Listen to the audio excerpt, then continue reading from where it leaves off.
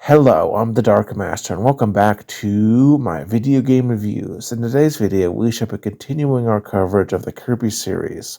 This time, we shall be reviewing the 10th spin-off in the Kirby series and the 22nd game in the series overall, Kirby's Epic Yarn, or as it's known in Japan, Kaito no Kabi.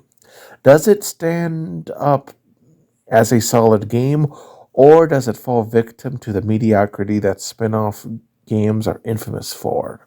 Well, let us find out, starting as we always do with the developmental history of the game.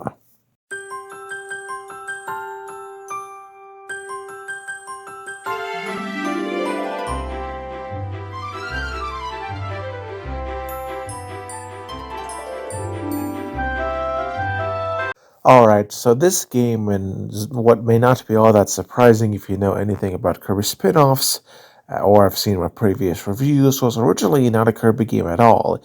Instead, the game was meant to not even be by HAL Laboratory, as it was actually done by the Goodfield Company, which is also known for producing Wario Land Shake It, Yoshi's Woolly World, and recently, at the time of recording, Princess Peach's Showtime.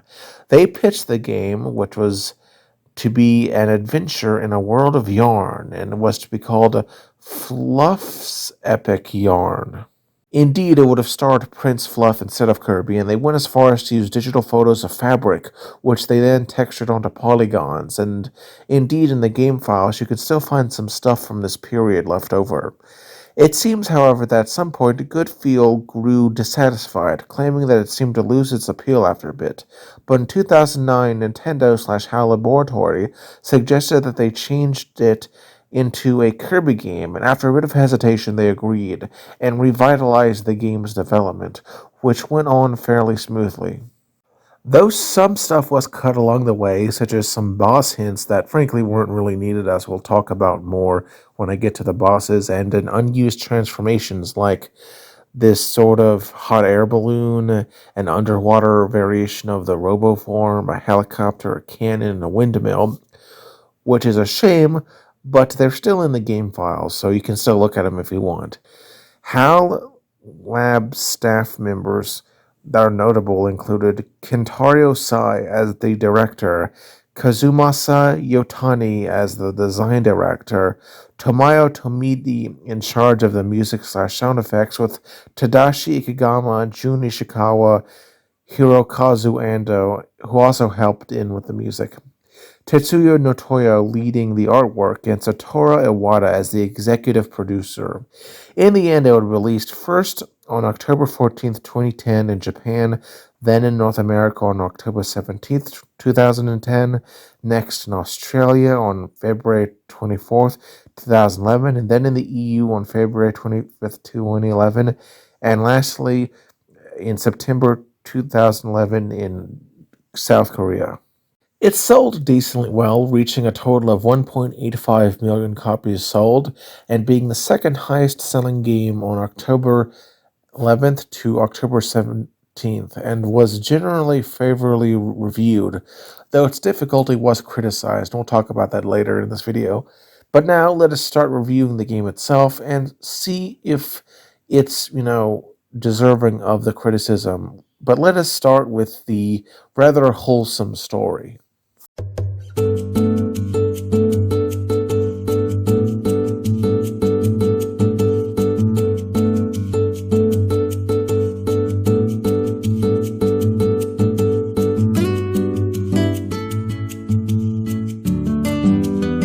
Alright, so the story begins with Kirby minding his own business walking in Dreamland when he sees a tomato sticking in a bush. He goes to inhale it, and it's revealed to have been attached to the sorcerer Yin Yarn, who had been slowly transforming Dreamland in order to take it over into fluff. Enraged at the theft, Yin Yarn uses his magical sock to banish Kirby into Patchland, and thinking he'll be stuck there, he then has split the world into various pieces by stealing the magic yarn that was holding it together. He sees Prince Fluff fleeing from a monster and tries to inhale it but fails as it turns out that due to being an outline he can't inhale. And instead he decides to dash over, transforming into a cart, and he picks the blue boy up and takes him to safety. He then explains the situation and the two set off to fix the patchland. Meanwhile, Yin Yarn starts infiltrating his Waddle Dee clones into Deity's castle, eventually replacing enough of them so that he could capture and overthrow DDD into his Yarny world, turning him into a Yarny puppet. Something I find funny is that the guy admits that he has no idea what he will do with his dominion over Dreamland when he gets it, and that's just kind of humorous. Kirby and Prince Fluff continue their adventures in Patchland, beating Yin Yarn's forces. Meanwhile, back in Dreamland, Meta Knight is observing the changes from the air before being ambushed by Yin Yarn and brainwashed and sucked into the Patchland. Kirby and Prince Fluff eventually get all the different magical yarn, thereby fixing Patchland, as well as freeing Ding Dee Dee Dee and Meta Knight from mind control. This also restores the second sock to power, allowing them to exit Patchland and go to Dreamland and confront Yin Yarn. They confront the guy and seemingly defeat him after he summons old bosses for a rematch. But it turns out that the sorcerer form was actually a disguise. The Needles are a living pair of brothers and are the intelligence behind this whole thing, and grab a piece of magic yarn, which they use to recreate Yin Yarn in a mega robo form. Meta Knight shows up and brings a transformation ability power up, which Kirby and Fluff then use to take on their tank bot form and beat him. The two Needles then try to flee but are tossed into oblivion by Kirby and Prince Fluff. Dreamland returns to normal alongside Kirby. Prince Fluff, before leaving, gives Kirby one of the magical socks so they can visit one another whenever they want, and Kirby decides to sleep with it at the end of this long adventure, despite it smelling bad. While admittedly this is a rather simple story, the presentation, thanks to the narrator, really gives it a lot more charm than it would have otherwise, and overall it's a solid one. Let us now go on to arguably the most important aspect of any game, the gameplay, and see how this spin-off handles it.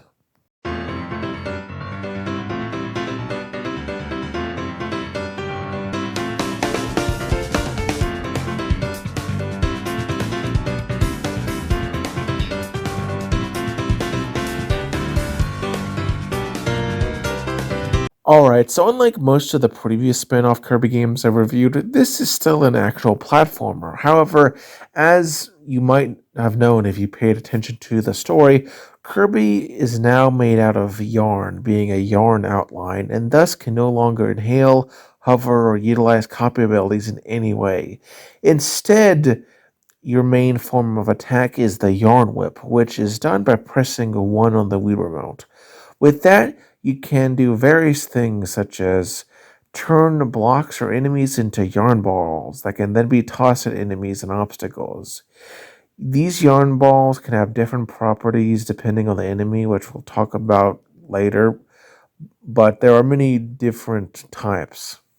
While you don't hover by pressing 2 in the air, you can glide in order to give you a bit of a parachute that kind of functions like Paracel in other games in the series.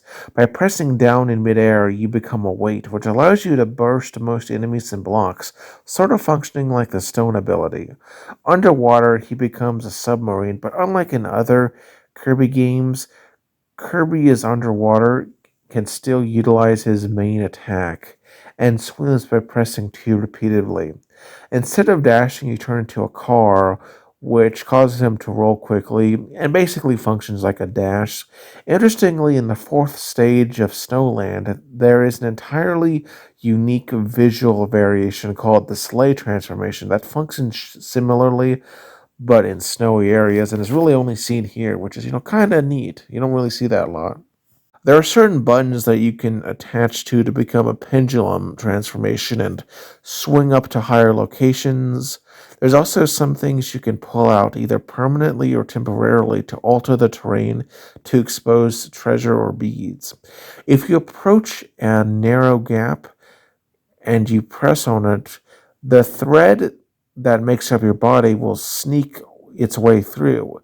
In addition to this, there are several more substantive transformations limited to certain parts of certain levels, which are activated by touching the only real power up in the game, which is the Metamortex, which provides several different transformations depending on the stage.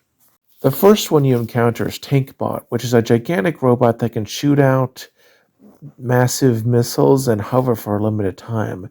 It's really fun, even if your hitbox is gargantuan, so be careful. And indeed, to remind you that this is a Wii game, you can aim it using the Wii motion as well as the train transformation, which sees you as a train move by using the pointer to draw a train track, and you gotta make clever use of the boost located in the stage to get all of the collectibles. And, this one is admittedly a bit tricky to control depending on how good you are with motion controls, but I still think you can have fun with it. Rocket and Star Shooter are both honestly fine, if rather similar to one another, in that they are basically shooters, but one flies upwards and the other flies rightwards, in what are essentially sort of bullet hell type sections. Personally, I do think they're both interesting, if admittedly a bit repetitive. The dolphin transformation sees Kirby become a dolphin, exclusively in Waterland. Much like the frog suit, it's amazing underwater, but not really all that useful if you get stuck on land. The off-roader sees you become a monster truck, and you have to race a set of opponents while collecting stuff along the way. And man, it's really fun. I love the monster truck action, and it has some high-octane energy, and is one of my favorite of the transformations. In contrast, my least favorite is the fire truck, where you spray water at places to stop fiery enemies and get beads. It's honestly kind of slow, but I do have to wonder if that's because it's located in some of the weaker levels, and if they had been elsewhere, I wouldn't dislike it as much, but it's just kind of okay, though. It's still solid. Saucer is a UFO-based transformation that allows to fly around and abduct people and blocks into your being, which are then absorbed into a huge blast that destroys anything in one's way. Digger, in addition to being a racial slur against moles, sees you become a mole, which you can burrow through soil in certain levels. I quite dig it. Then there is my favorite of those, the border. Firstly, you become a penguin and skateboard through stages, where you gotta use well-timed spin jumps to get to higher places. There's power-ups that allow you to use an extra wing, allowing you to just jump in midair multiple times. Honestly, it was just so much fun to experiment with. There's also this one random transformation where you become a music note for the level of Melody Town in Treatland. Doesn't really do much except to get beads, but thankfully it's rather short and it's honestly a fun distraction. But as you may be asking, where's the challenge? I mean, these transformations are kind of relatively easy to control for the most part, and Kirby can't die. Well, my good friend, that is where the main collectibles come in: beads. These are the currency of the game in all sorts of colors, though to be clear, only the size really matters when it comes to their value. Tiny ones give 1, small ones give 5, larger ones give 10, and the giant star-shaped ones give 100.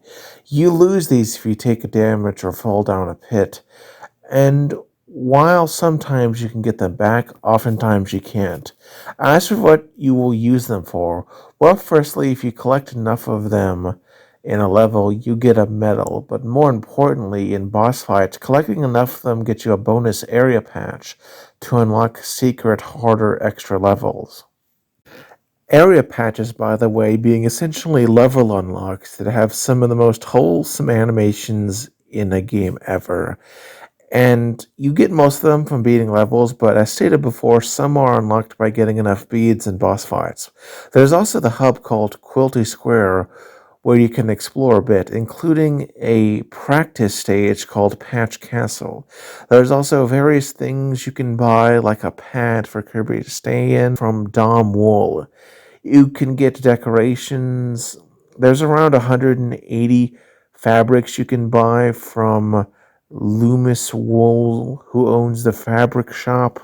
Then there are furniture objects which can be collected in the various stages, as well as a number available from the furniture shop, owned by Chase Wool, for a total of 168 pieces. And you can really, just make a beautiful apartment. Man, the Wolf family is kind of like a mafia, and indeed, at certain points, Don will ask for money to expand his apartment building and get more tenants. Imagine if your own landlord had you pay for a new building. But speaking of those tenants, each of these guys offers a sort of mini game that you can complete for fabrics. Let's talk about them a bit now. First is Zeke, this little brown tadpole guy who will, alongside 5 copy/friends of his, hide in a level. It can be a bit annoying to find them, especially if you're not using a guide. There are 18 levels, and much like the other side games, are unlocked as you go further in the game.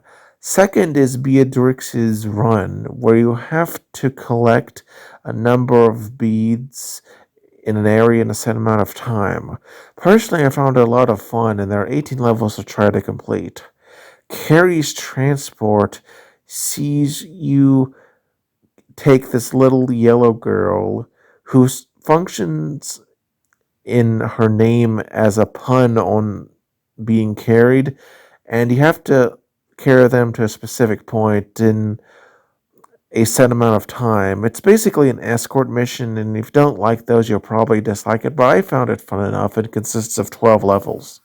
There's Buster, who's a brown hexagon that, with his minigame, he asks you to mass slaughter as many enemies in a area in a set amount of time. It's fun to do this in all 20 levels, except for the last one. Lastly, we got this pink square mouse lady, who, in addition to being a pun based on a marathon, will challenge Kirby to a race for 30 levels. And again, rather fun, though the last few levels can get a little annoying. Of course, this is just single player. In multiplayer, you can have a second player play as Prince Fluff, who is basically a blue Kirby, and it's nice to see he wasn't completely thrown away. His greatest addition is when you utilize the Metamortex forms. Now, some like Digger, Dolphin, Rocket, Star Shooter, Saucer, and Fire Engine are the most straightforward, as you just get a second Digger, Dolphin, Rocket, Star Shooter, Saucer, or Fire Engine, respectively, and it's basically just, what you'd expect. Luckily, the others are far more interesting. Starting with Tankbot, with 2 players, Prince Fluff ends up on the inside of the machine's cabin and can control a pair of punching gloves, which can be used to protect against enemies that you might miss with the missile. With the off-roader, the second player becomes an extra booster, which allows for the car to go faster, but the second player has to act smart, as there is a limit and can run out if used too much, in which case there will be a bit of a cooldown.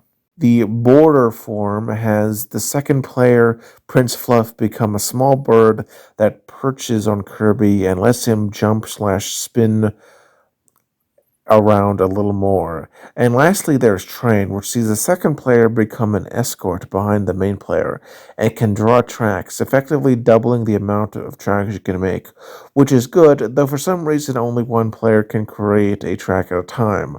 Overall, while not necessary, I think that the multiplayer does give a bit of more options and a lot more pizzazz if you have a friend that is at least somewhat competent, though it's still perfectly solid as a solo game as well. Overall, the gameplay of this game is pretty solid, if a bit easy due to the inability to die, though some of the bonus challenges I do think are fairly challenging, and still, I think that this spin off, due to still being a platformer, is a lot more solid and easy to get into compared to some of the more experimental ones.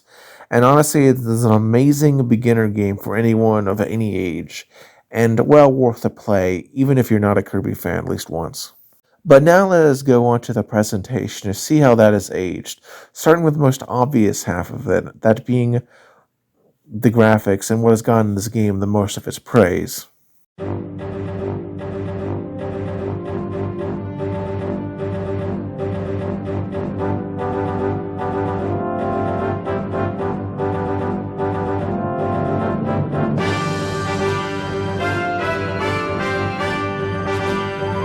Alright, so Kirby's Epic Yarn has an abundance of yarn, various fabrics, and other arts and crafts supplies.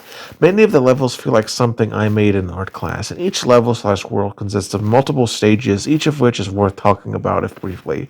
Starting with Grasslands, it is this game's equivalent to Green Greens.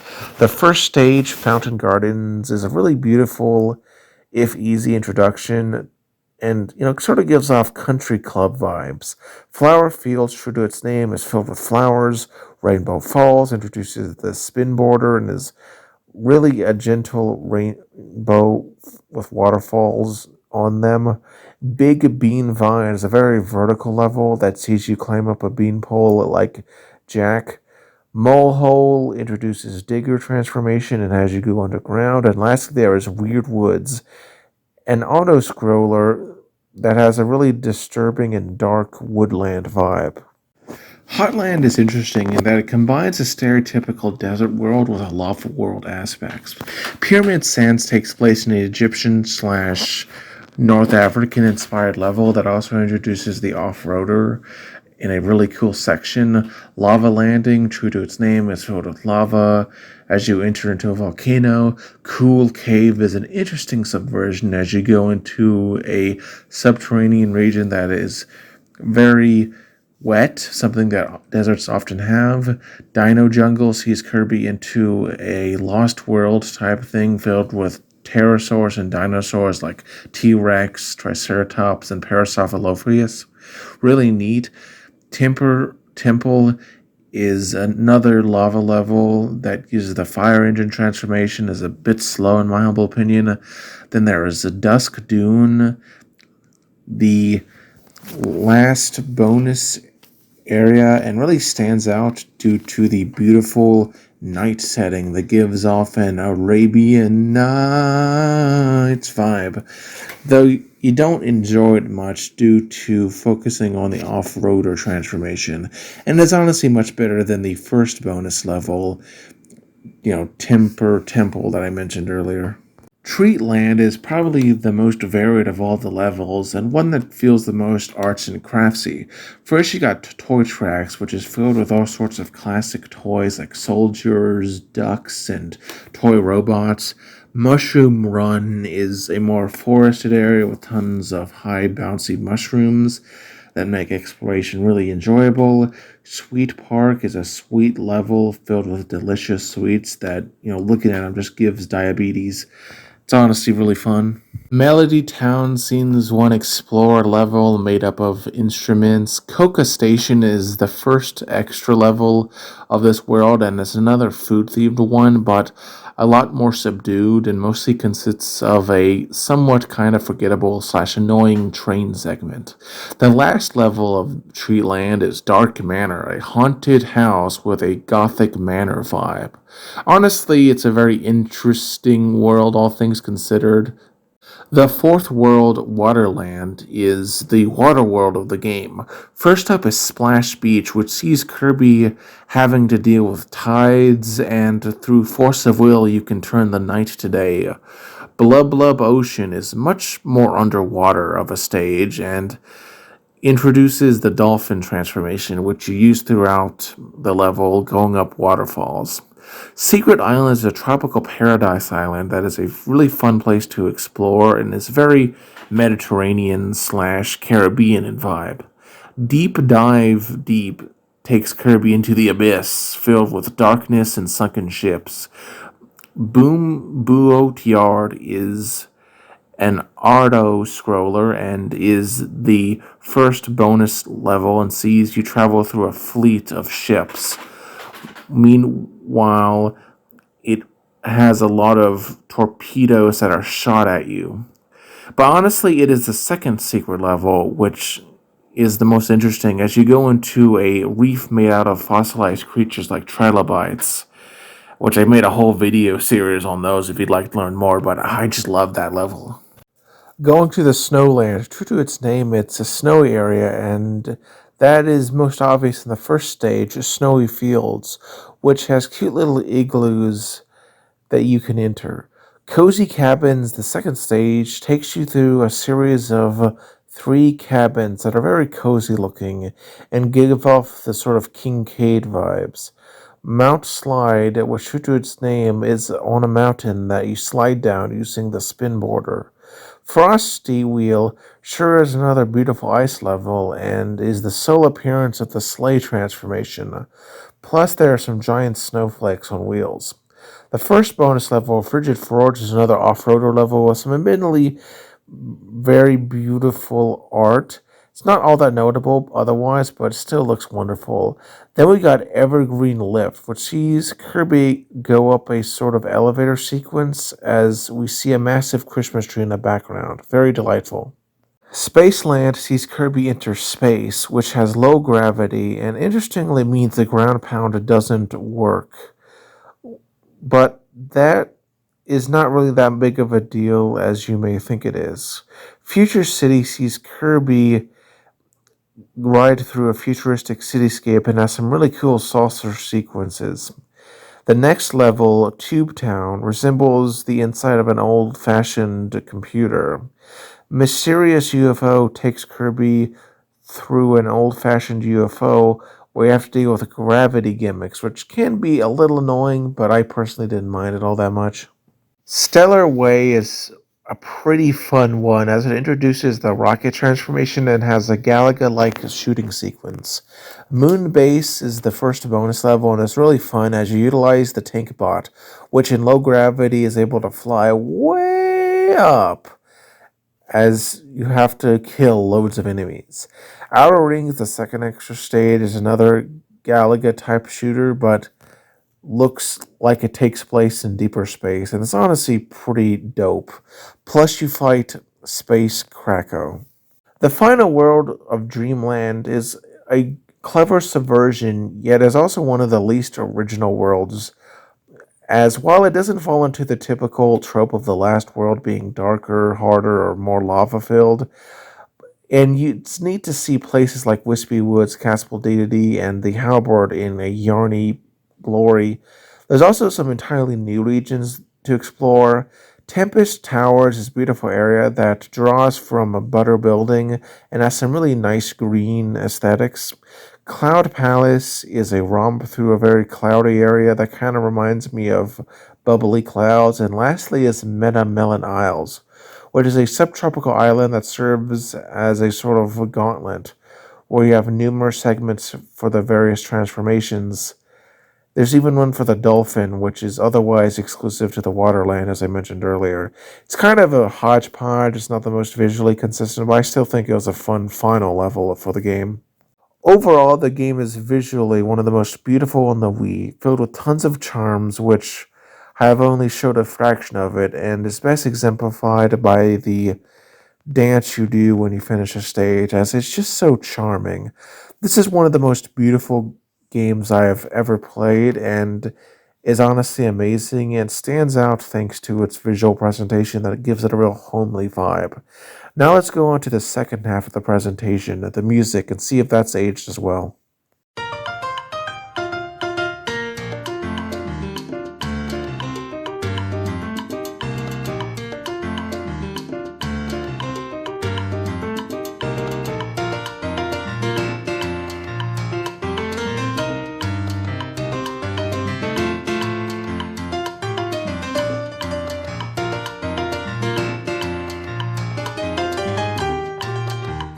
Alright, so the music of the game is just stellar. In Kirby's Pad, you hear music that sounds like a nursery rhyme.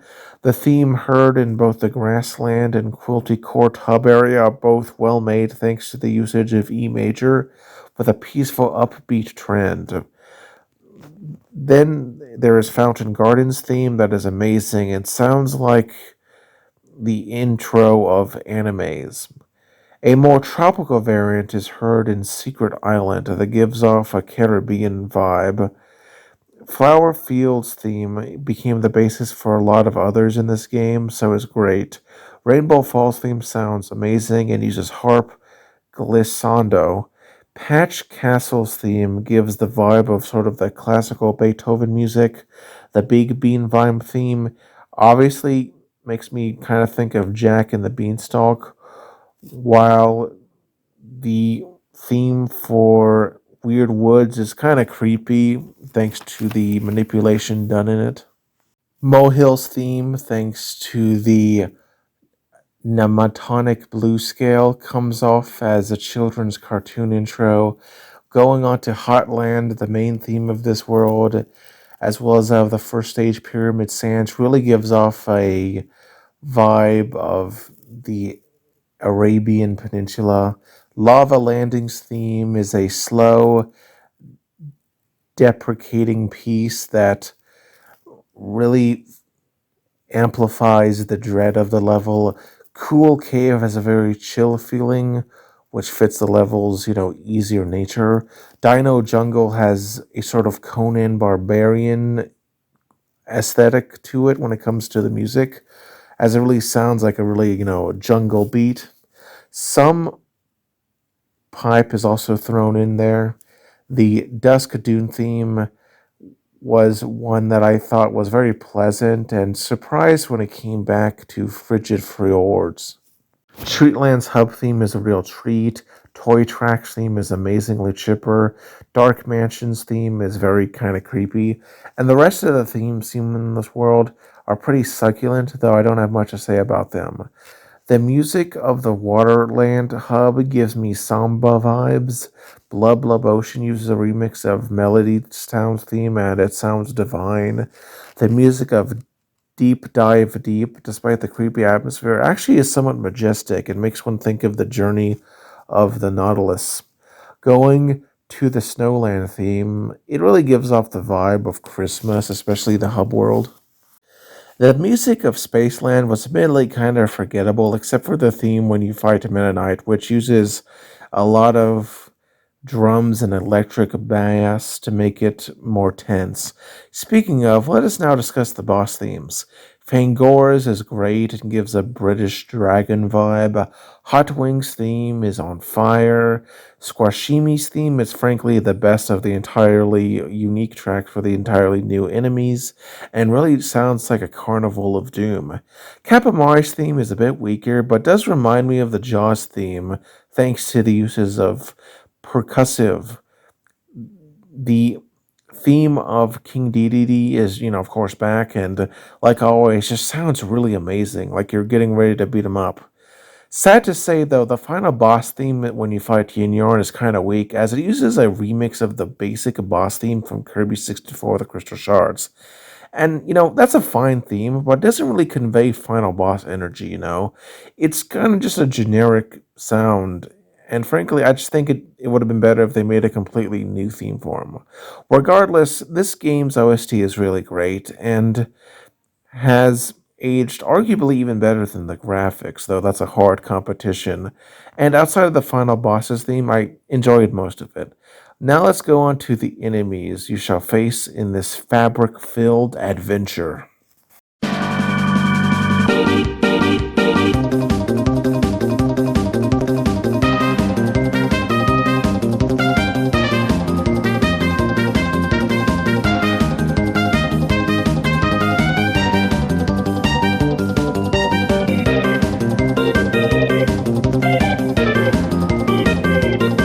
Starting with returning foes who are now in a cute yarn form like Bomber, which becomes a bomb yarn ball that explodes loudly.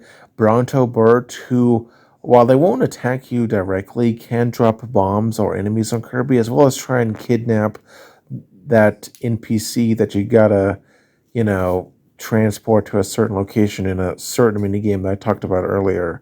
There's Grizzo, Scarfy, who can't be turned into a yarn ball and you have to defeat in other ways. Shotzo, UFO, Flamer, Chili, Gordo, Waddle Doo, and Waddle Dee, who comes in a variety of variants, including the returning spear wielding ones and Paracel Waddle Dees, as well as some other new ones like Waddle Dees that have bows, Waddle Dees that toss bombs, and Waddle Dees with balloons that you can pop to be mean to them. Oh, and there's also Blipper. As for full-blown new common enemies, there's Frozo, who is a variant of Shotzo that can freeze Kirby solid with his blasts that sort of function like snowballs, but unlike regular Shotzo, it can be defeated. The more original enemies include the harmless Buttonfly, which is this green harmless dude that flies around and can be bumped into. Button Bee is a yellow variant with a spine that will try and sting Kirby if they get too close, and can be turned into a yarn ball that splits into multiple ones. Button Bug is a red variant that the most aggressive and will actively chase after Kirby, but is luckily limited to only one level, that being Secret Island. Orbit Fly is a space variant that appears in stages with a rocket or starship transformations, and aside from a white coloration, it's kind of pathetic, just being a meat shield. Ampray is an electric eel that is invulnerable, so you gotta move around it. Anemone is an anemone-based enemy that will try and grab you with his tentacles. Batten or Bats, Candlemander is an annoying salamander-based enemy that can turn into a fireball and chase after Kirby.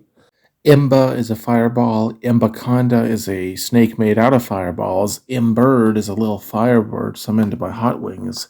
Gator is a decapitated alligator head that will bite you. There are sea jellies, jelly juniors, spore jellies, and space jellies. They're all kind of jellyfish and function similar. Magmatomus kind of looks like a Galabo, but functions more like a sinking platform.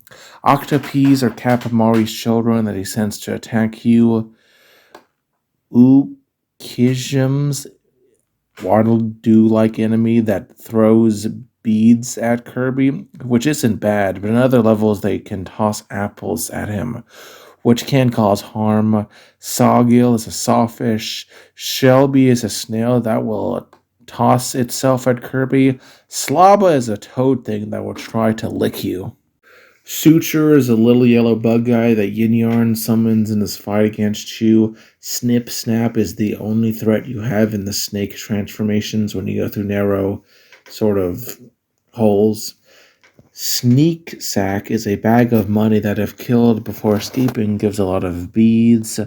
Stoog is this ghost that, when turned into a yarn ball, can light up areas, especially in the dark. Boinger is a cloud thing that you can jump on to jump high in the air. Calderon is this volcano-like dude who spews lava and can only be beaten by tossing a yarn ball at him. Sulkworm is a big fat caterpillar that will shoot out yarn balls and try and jump on you. Twiggy Woods is a smaller version of Wispy. It's technically immortal, but you can beat it easily and knock it out for a bit. Cutfish is this sort of green bacterium looking guy. Dropsaw is a water droplet. Danglerfish is an anglerfish. Dondan is this fighter that will shoot out Hadoukens at Kirby. Then you got these clods, which are a set of enemies that, in addition to being a term for a stupid person, is a reference to the Dutch word clodel, which means rag. First is Cyclod, which will try to charge at you. Uniclod is a horn, so he's a lot more dangerous to Kirby. There's Swad Clods, which is a mummified clod that will try and twist Kirby with his bandages.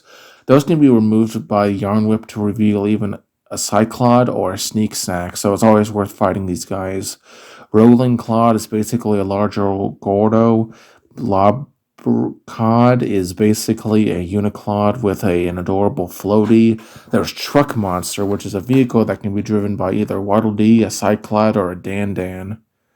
Then you got these soldiers, which are a set of 4 reddish foes. The sword soldier, who will charge at you, swinging at Kirby with his sword. Kirby can grab it and chuck it back at him. Spear Soldier uses a spear, which can be dealt with in similar ways. The Cannon Soldier has a cannon helmet that will shoot out stuff at Kirby, while the Whistle Soldier just summons more soldiers. Kind of annoying. The Mariners are a blue and white recolor of them found in Bomb Boat Yard. They have a 5th variant, though, which is a mini-boss. Mini-bosses are not really fully separate from regular enemies in this game, but I've decided to go what the community considers a mini-boss, just for ease of communication. Blast Mariner is the first up, and he will shoot out missiles that you have to grab and throw at him 3 times. He's basically a larger version of the Cannon Mariner. Wicked Willow is a deranged-looking tree that you have to use the UFO ability to suck up the stuff it shoots at him and then hurt it using the big beam attack I talked about earlier. Gate Core is this mechanical thing that's just kind of there. I don't really have much to say about it. The reactor from Kirby Superstar also returns, as does Krako, who acts sort of like a Galaga fight and summons little Krako Juniors that you can shoot at. Wispy Woods, who has been made depressingly pathetic, as he's now just a mini-boss that you shoot with your giant tank bot. It's honestly kind of sad, really. There's also the combo cannon or main cannon number 2, depending on what you want to call it, and it returns, and it's basically the same fight as last time, but with less health. Lastly, there is Space Krako, who is like Krako but in space and moves a little faster, but is otherwise a very similar fight. Luckily, there's far more to talk about when it comes to the true bosses. The first boss is Fangora, which is a giant dragon who is admittedly more of a challenge than Wispy due to having more attacks, like shooting out a arrow-like tongue, with the number of times increasing as he gets more damage, as well as flying into the air, sweeping his wings to blow Kirby away while diving. He'll also shoot out, fireballs that you can either dodge or pick up at him to hit with. You can also potentially grab onto his tongue after he gets tired from shooting it out enough times. Doing this, you will hurt it, and you gotta do that several times, so overall, it's still relatively easy, but a nice refresher from Wispy Woods. The second boss fight, Hot Wings, is a phoenix that is very hot. As you can see, you have to get on these platforms lest the lava hurts you when she emerges.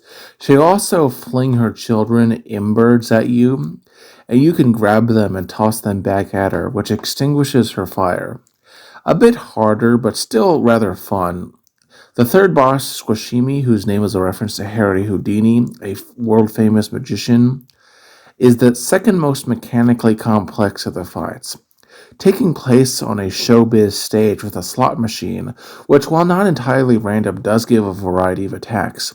First is a hat trick, signaled by a hat. In this attack, which sees him hide in a hat, and the player has to pick the right one using their yarn whip. Pick the wrong one and you'll get attacked by an enemy. Luckily, the Waddle always look at the right hat, so that's a guide you can use.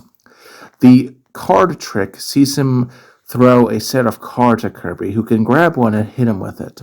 The third trick, the red cover trick, has him raise a piece of red fabric, which he will then toss bombs from. The last and most dangerous trick will see him tie Kirby to a bomb, and you have to wiggle the Wii Remote to escape. And if you do it fast enough, you can hit a bell on top of the bomb to get beads.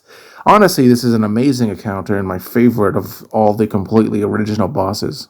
The fourth boss, Kapamari, is an octopus with a cap on his head that makes him resemble a squid, especially a blooper from the Mario series.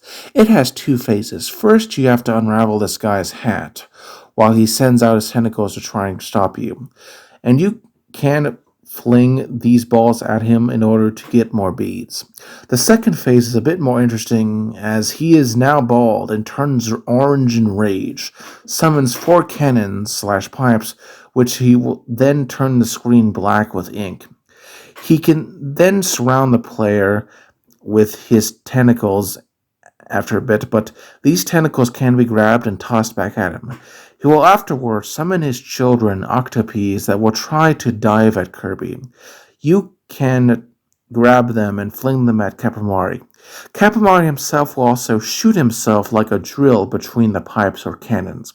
Overall, a fine fight, but I do think the first phase is just kinda forgettable and more of a time waster compared to Squashimi, whose entire fight is pretty energetic. Our next two foes are returning ones. First is King Dedede, who is again a puppet, literally this time to a stronger force.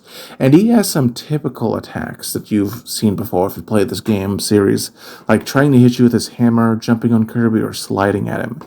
He can also yell that will send you rolling back. The hammer attacks leave stars behind that Kirby can grab and toss at him, causing him to see stars and knocking him out. Therefore, you can then ground pound his back and do damage to the construct that's controlling Dedede.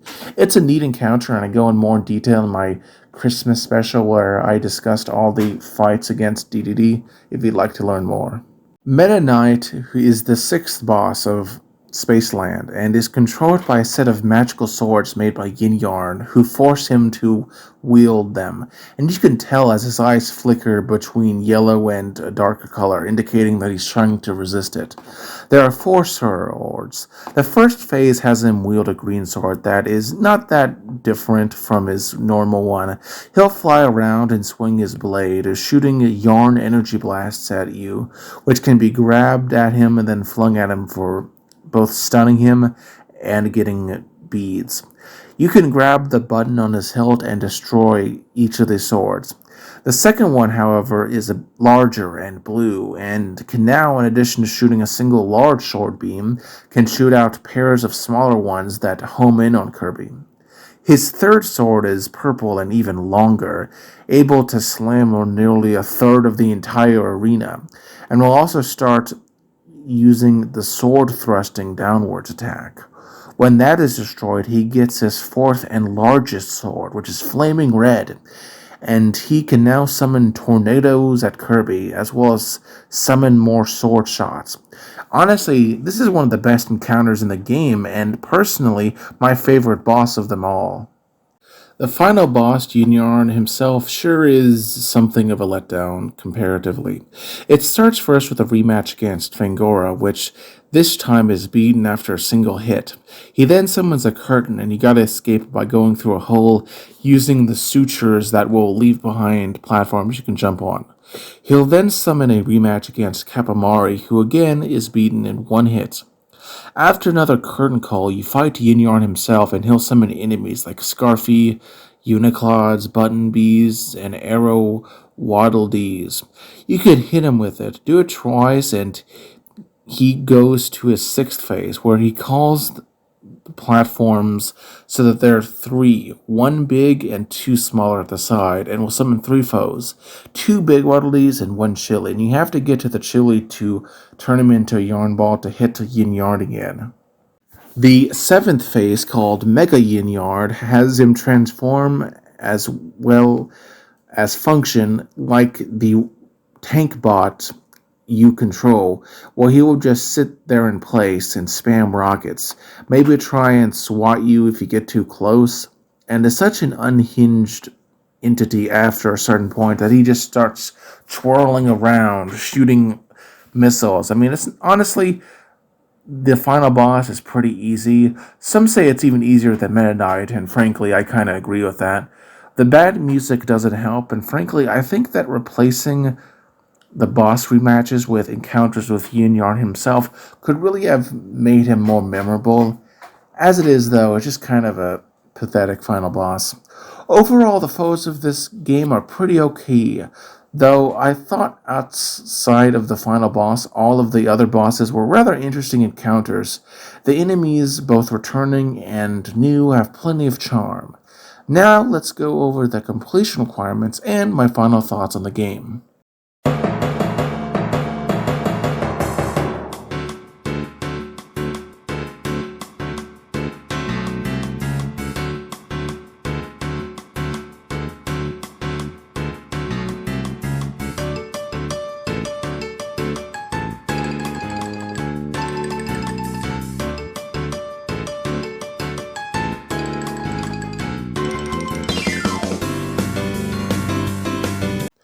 Alright, so in order to complete this game, you must fill up all the meters shown in the Quilty square.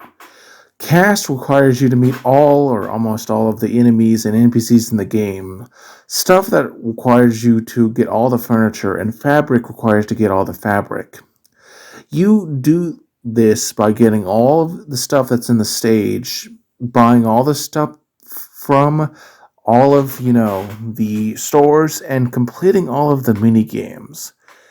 And you do have to upgrade to Quilty Court to access all the mini games, but that should be pretty easy, as you'll usually have enough of these beads by end game to get all this stuff. One thing I will say is that when it comes to getting all the mini games, you might want to use a guide for the hide and seek one, but otherwise, I think that this is the easiest Kirby game to 100% that has, such things, because, obviously some of the Kirby games I've reviewed don't have that. Hopefully the remake doesn't change that. You also have to beat all of the stages with a medal. It doesn't really matter what kind, but a lot of people in the fan base say you can go for gold is probably the best. But I think you'll get that no problem very easily. As for my final thoughts, while this is a very cozy, self-contained, solid adventure that has just tons of charm, even more than is usual for Kirby games. Sure, it's very easy, even compared to the average Kirby game, since you can't die, but I think that's fine, as hardness is not the sole factor determining if a game is good or not, and frankly, I think it has the best implementation of Wii remote motion controls of any 2D game on the platform, as it's not normally forced where it doesn't belong, and it usually functions well, though even I have to admit that the train sequence can be a little annoying. I don't really think you'll have that much issue with it. Sadly, outside of the original Wii release, there's only ever been one re-release of the game for the Wii U digital store, first in the EU and Australia on May 21st, 2015, then in North America on July 28th, 2016, and lastly in Japan on August 9th, 2016. There was the remake Kirby's Extra Epic Yarn for the Nintendo 3DS in 2019, but much like with my previous discussions of remakes, I think it's best that we save that for later and review it as its own thing, as it doesn't really capture this game in all of its perfection the same way the Wii U re-release did, so I wouldn't really count it. Overall, in conclusion, this game is great, and I recommend you try it. Even if you're not really a Kirby fan, and it is a little easy, I still think you'll enjoy it. I'm the Dark Master, and if you like this video, you liked it. But if you love it, consider subscribing and sharing it out. Take care, and have a wonderful day.